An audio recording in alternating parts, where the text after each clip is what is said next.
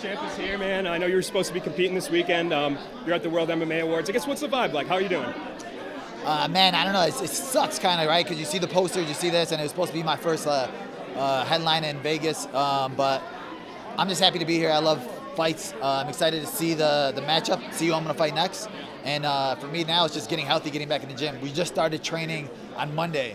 So I was right away when I got off the plane, I ran right into the PI. I'm like, let's get some work in. So I'm just excited to get back into shape, honestly. So are you essentially like cleared and good to go? Yeah, so I'm cleared and good to go, but now it's like getting back to where I was. Literally, I did like 50 push-ups and I felt like I was in a war and I got hit by a truck. I'm like, bro, this is how it feels to not be in shape? It's crazy. How long were you in the hospital for? I know that video you posted was pretty looked pretty rough. I was in the hospital for 3 weeks.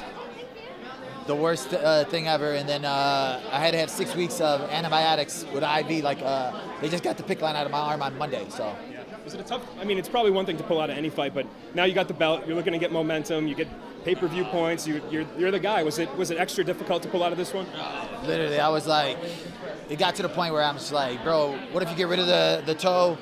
What do I need to do to get back in there quickly as possible? What's possible?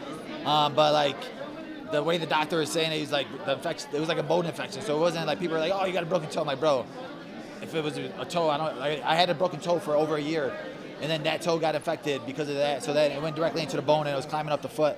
So he's like, bro, you get your foot amputated. It ain't that. So for me, it was just like, it was heartbreaking, obviously. But just trusting God has a plan for me, knowing that everything happens for a reason. And now that I look at it from the bigger picture side, I'm hoping that there's a reason for it, right? Belal, I know you'd rather be fighting this weekend, but does the fact that, this is the week of the MMA Awards and there's a big event and you're here make it a slightly easier pill to swallow? Like, you're still part of this fight week? Not really, man. That's the thing. It's just like, you want to be the headliner, right? The last card of the year. And like he said, you get pay-per-view points now. You get paid. You get where you get your big paychecks. So for me, I'd rather be fighting always and no matter what. But yeah, like I said, I'm a fight fan first. So the card's going to be sick. Be able to go to the card, watch the card. And like I said, watch the future opponents. It's going to be better. When you were forced out of this card, Shavkat said right away that he wanted to stay on the card. At that point, what did you think was going to happen? Who did you think might step in? I figured that it was going to be Usman maybe, just because Ian and Buckley were already booked. And Usman was one of those guys that said that he was making his little tweets out there. But for Shavkat to still take a fight, right? Because you already had the title shot guaranteed. There's no title shot on this. It just shows that he loves to fight. He's ready to fight, and I think that it shows that how confident he is in beating Ian. I know it's a big opportunity for Ian, but what does it say about Ian Machado, Garry, that he was willing to sort of change up this matchup last minute? He was supposed to be fighting in Tampa next week, completely different opponent. What does it say about him that he was willing to step in against a monster in Shavkat?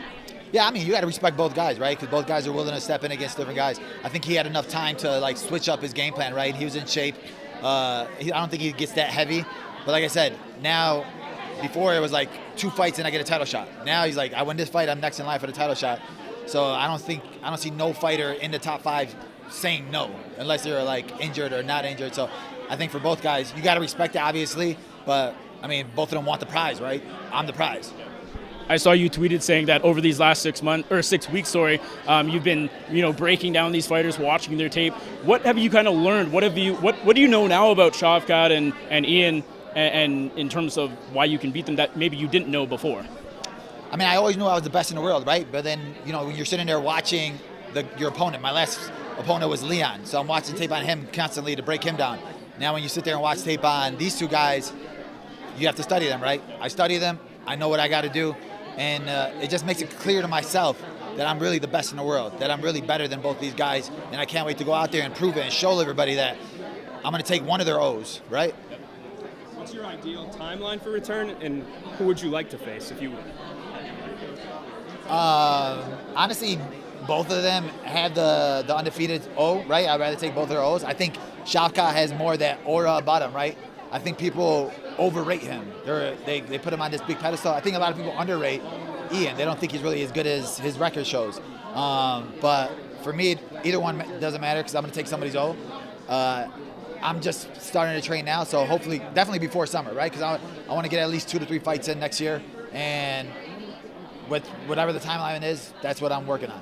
Last one. Who do you think wins that fight? Honestly, I think he's going to be Ian. I think that he's very smart with the way he fights, and smart that he has good IQ of how to get a win, right? We've seen him get rocked before. We've seen him do this, but he always adjusts his style. I think he's had harder matchups in the UFC, and he showed different game plans for all those matchups, and I think he'll be able to stick and move his way to victory. Is that who you would prefer to fight? No, I mean, I think I'd rather fight Shavkat, right? I think his aura is just bigger. But I just think that Ian, I think it'd obviously be funner, right? Because he's going to talk and he speaks English. Shavkat, I don't know who he has tweeting for him, but it's not fun when you're tweeting somebody that you know is not Shavkat. So it's like going back and forth and it's stupid. You think that press conference would get pretty wild? With me and Ian? I mean, there's a line here, Chad. I mean, I'm just saying. I mean, there's a line I'm here. not even nominated for anything. This is the guy nominated, guys. Sorry. I'll sit you with one blow, man. I gotta wonder, is this whole situation more motivating for you though? Because it feels like there's still disrespect, and you would say their fight's more exciting than it would have been against you. Like, that can't be fun. Oh, bro, no, I don't really care. It doesn't matter to me, right? For me, I love to be the underdog. Regardless of, they all thought I was going to lose to Leon. I went out there, dominated him, and then right away it was like, well, he's going to lose to Shavkat. So for me, it's like, I love proving these people wrong because I don't want to get comfortable. I'm the best in the world. There's nobody out here that's going to beat me. When I walk through whoever's next, they're still going to say the next guy's going to beat me. So it doesn't matter to me. I'm just going to keep winning.